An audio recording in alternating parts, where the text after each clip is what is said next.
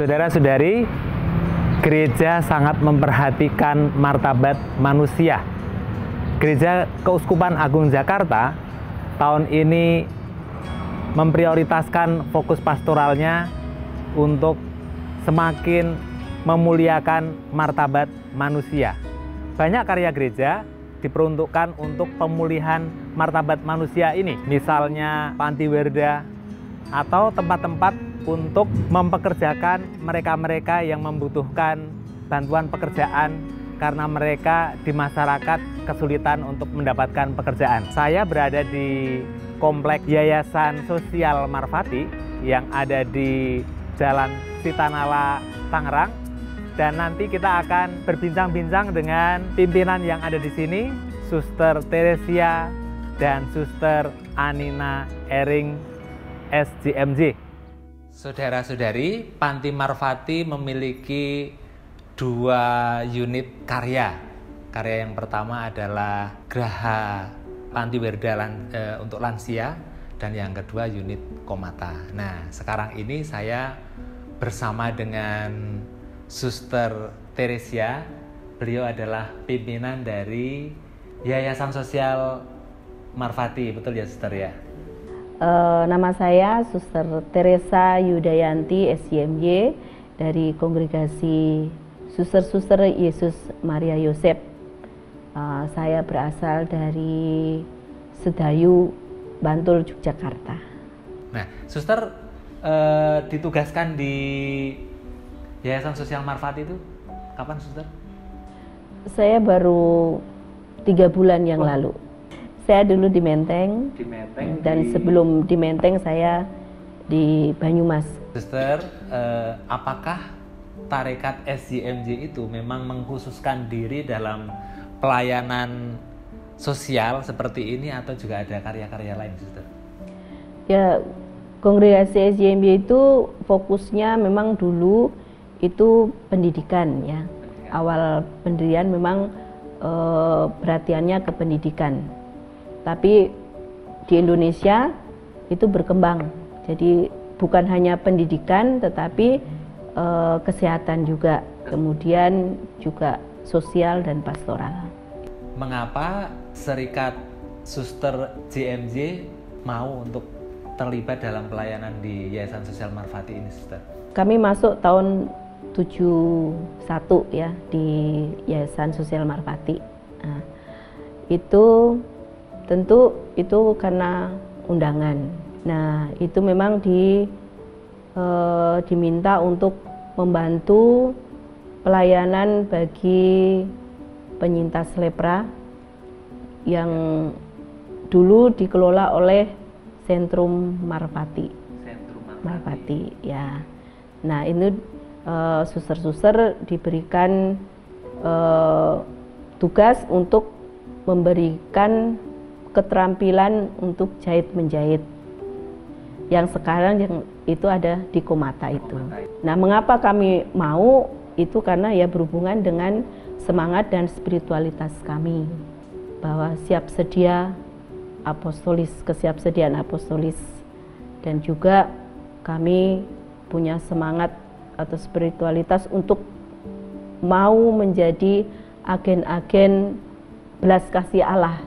Maksudnya mau membawa belas kasih Allah, menjadi perantara belas kasih Allah bagi sesama yang membutuhkan, terutama bagi sesama yang tanda kutip berwajah suram, artinya hidupnya mengalami kesuraman hidup dalam keputusasaan, ketidakada harapan dan sebagainya. Itu. Penyintas lepra itu bagaimana tanggapan masyarakat zaman dulu maupun sekarang? Apakah sudah ada perkembangan persepsi mereka terhadap penyintas ini bagaimana, Suster?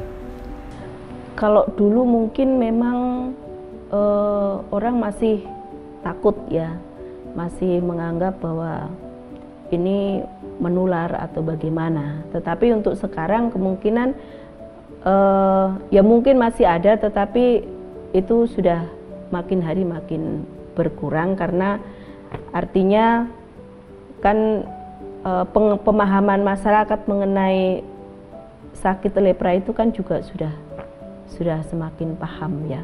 Sekalipun itu masih ada yang merasa takut atau masih merasa menghindari itu.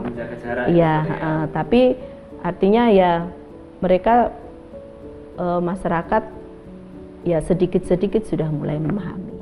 Nah, yang diterima di unit Komata di bawah Yayasan Sosial Marfati itu yang seperti apa, Suster? Kalau mereka itu adalah orang yang sudah dinyatakan sembuh.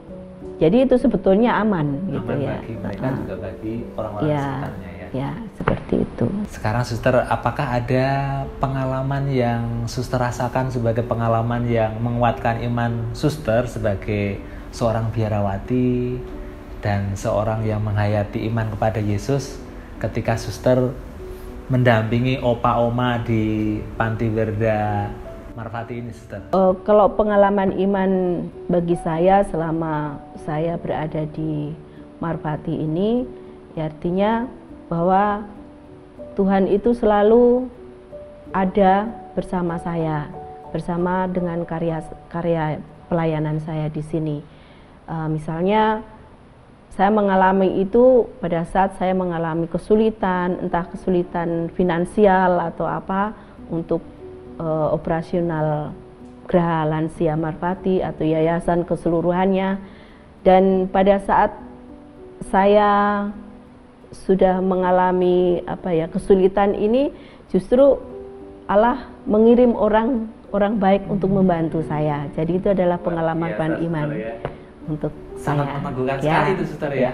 Terasa benar bahwa penyelenggaraan Tuhan itu begitu nyata, Suster ya. Ketika membutuhkan sesuatu untuk kelancaran pelayanan di sana, kita mungkin Suster juga berdoa, dan ternyata Tuhan mengirim orang-orang yang kemudian menolong untuk melancar itu, Suster. Luar biasa, Suster. Nah, Suster pernah mengalami nggak suatu kejadian yang mungkin sedih, nggak enak? Mereka ini kan, maaf ya, sudah sepuh, sudah lansia, bahkan mungkin dalam 3 bulan ini Suster mengalami bahwa ada beberapa di antara mereka yang dipanggil Tuhan, Suster?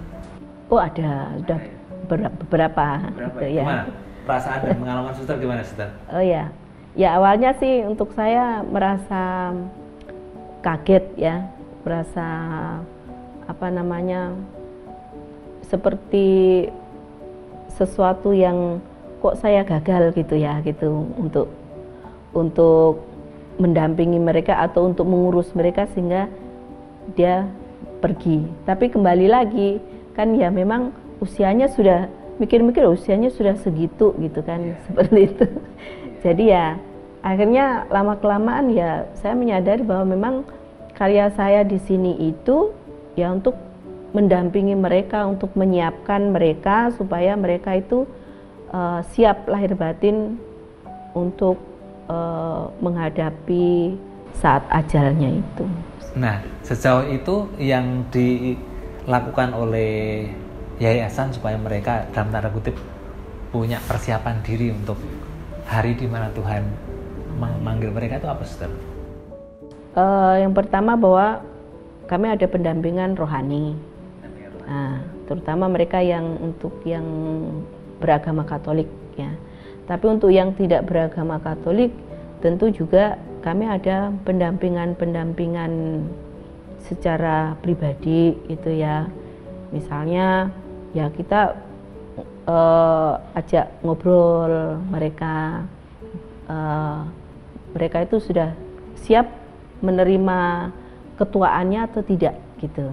Jadi yang terpenting bahwa mereka bisa menerima masa tuanya, kemudian menerima kondisinya, menerima situasi dia di hari tua itu. Nah, dengan harapan kalau mereka bisa menerima kan mereka bisa mengalami kebahagiaan di hari senja.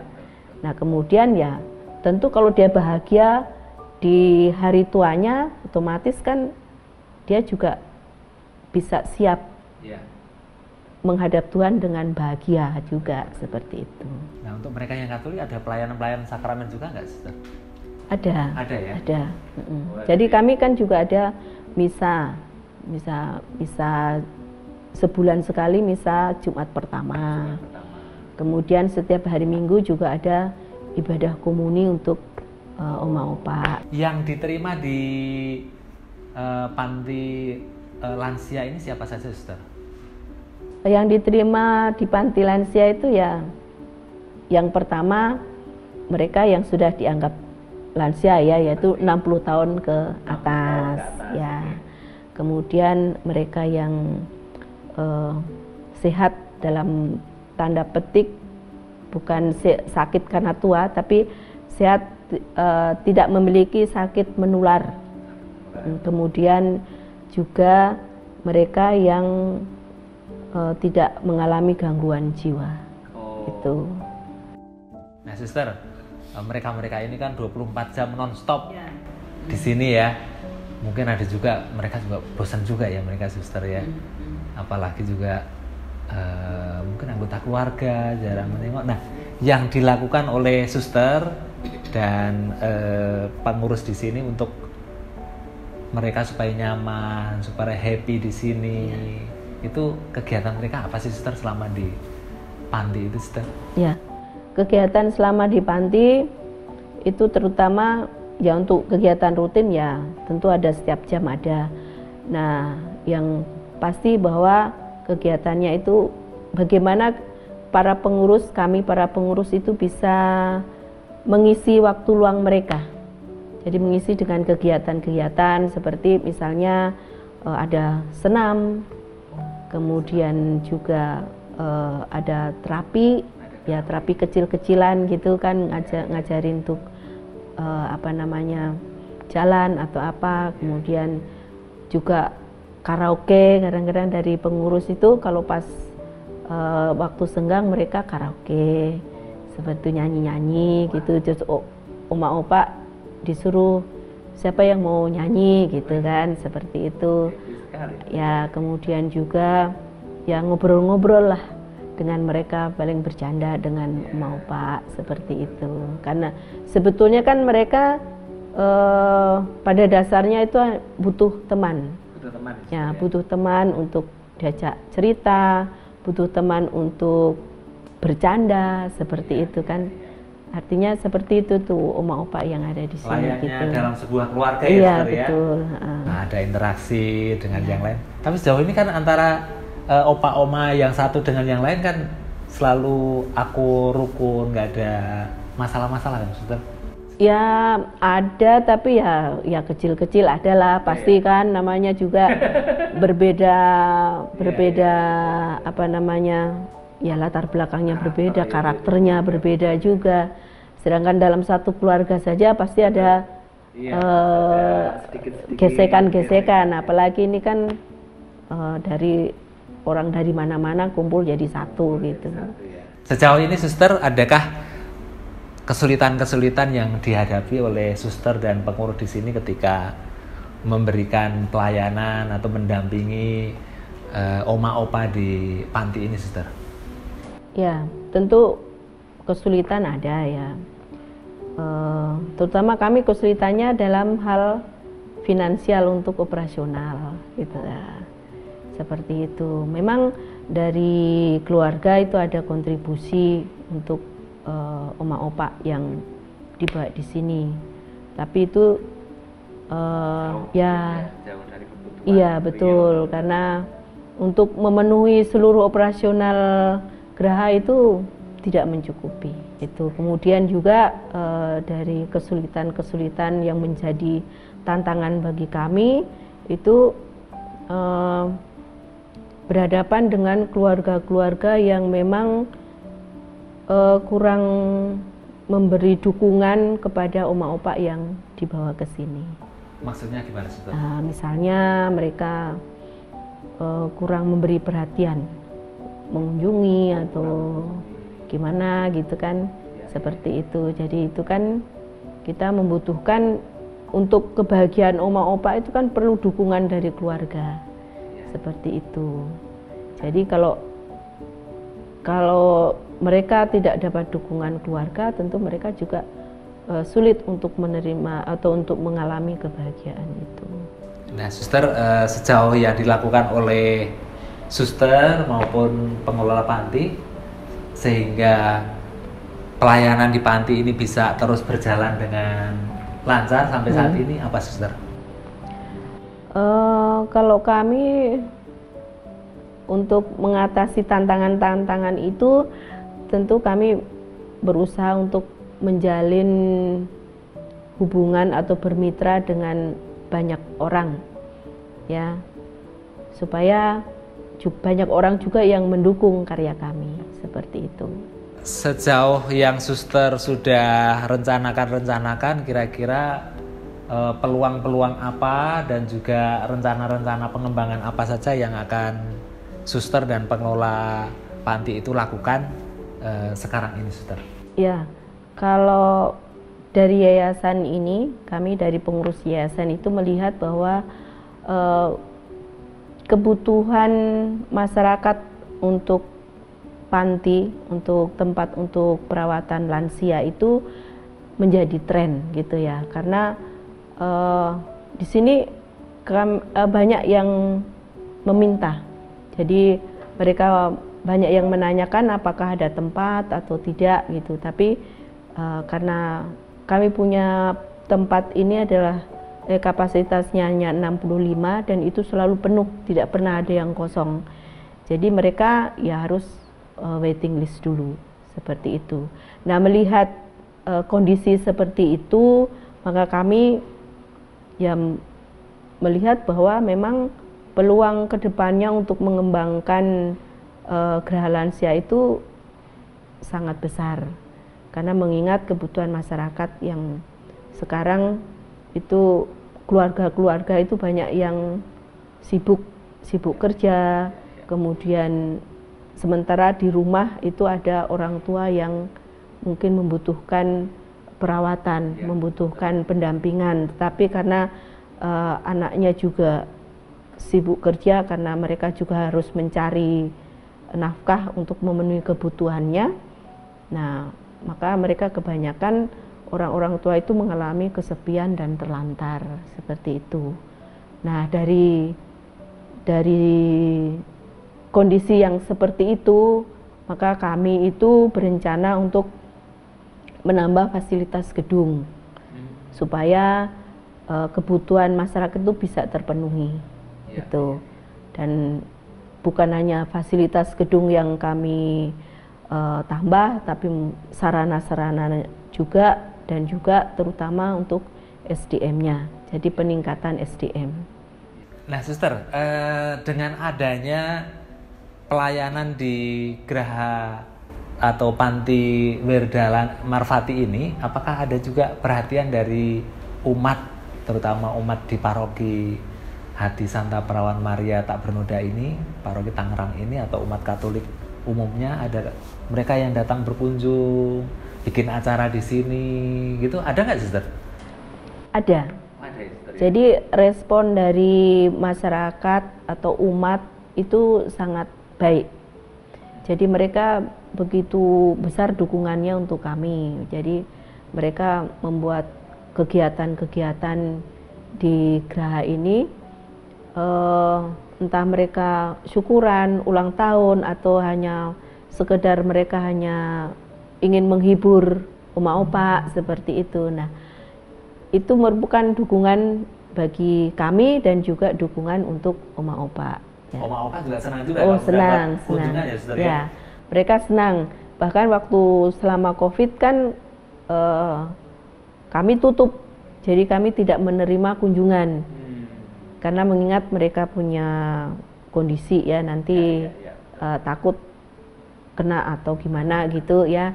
Jadi kami tutup selama COVID dan mereka itu selalu merindukan kapan dibuka gitu.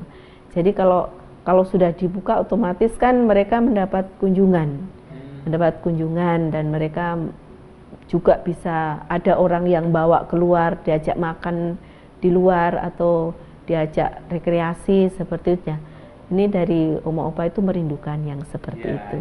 Gitu. Nah, suster, kira-kira harapan apa yang ingin suster sampaikan kepada umat Katolik pada umumnya, kepada masyarakat terhadap pelayanan di Geraha Panti Werda Marfati ini?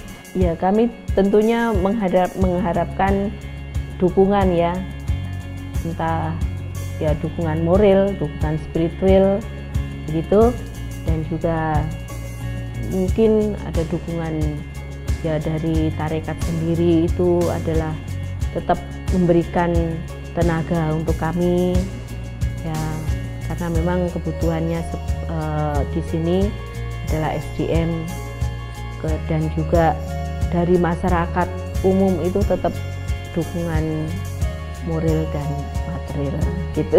Iya, ditangkap maksudnya. Iya. Iya. Saudara-saudari, demikian tadi bincang-bincang kita dengan Suster Teresia SCMJ. Beliau adalah pimpinan di Yayasan Sosial Marfati sekaligus pimpinan di Panti Lansia Marfati.